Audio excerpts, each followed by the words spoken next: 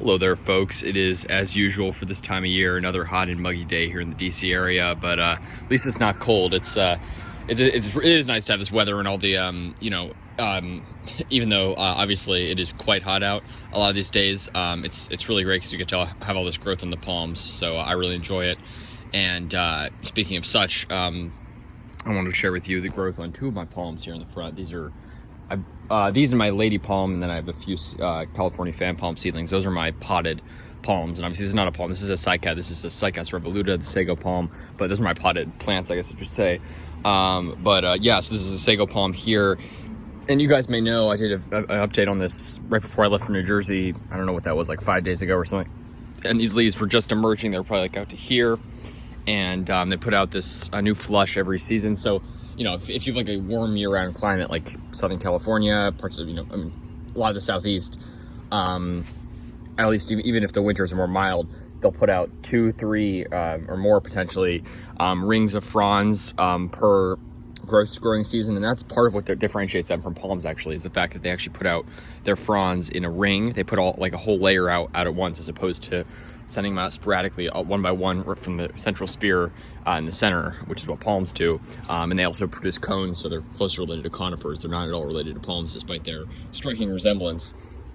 But yeah, the Sago palm, it's a great species, but as I was saying, here in this, they're not tremendously fast growing here, nor are they particularly hardy here. I'd say southeastern Virginia is where they start to get pretty more on the bulletproof side. Here they can survive some winters, unprotected, mild winters. You need to probably protect them in moderate to bad winters, at least to play it safe. And yeah, I mean, bad winters certainly take them out. Even moderately bad ones can. I had mine out last winter, not even all winter, but I had it out during the coldest days, low 20s and stuff. That was enough to, not really defoliate it, but enough so that I had to cut all the fronds off, and then it sent out a new flush last season, and it's sending out its new flush this season. So, they can send out multiple flushes a season, but here where our warm season is obviously not nearly what it is down south, and in Florida, it usually, at least at this size, only sends out one flush per season. But it's interesting because it's not a particularly fast growing plant in general, especially in this climate, of course.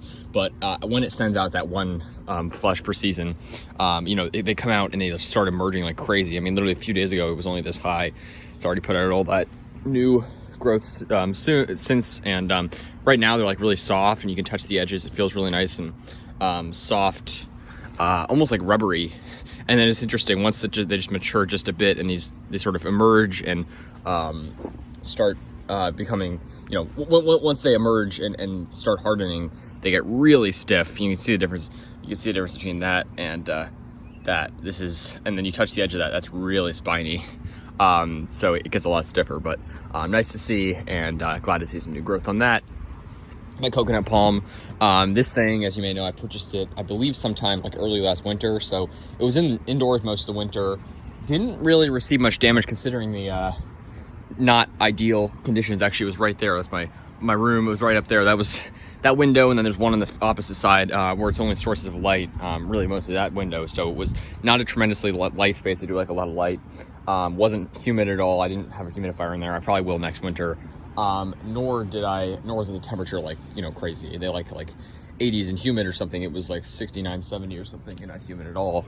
So, thankfully it didn't really suffer. I mean, you can see it got a little bit of browner spots, which have sort of become more pronounced as it's been out here, and had time to, the leaves I've sat there, and you can see the brown spots. Those mostly did develop from the inside, and you can see that because this new leaf that has emerged since being out here has no brown spots. So this is from being indoors, but, considering the very non-ideal conditions, that's really not that bad. But maybe I'll get a humidifier this coming winter, maybe a heat lamp too, for some extra light. But it didn't suffer much last winter at all, which is great to see. But it didn't grow really at all. It had this frond here was like this little spear right up to here, and it stayed just about the same. Don't think it budged at all. It was like just about to open right about here, and then as soon as I took it outside, humidity exploded with growth.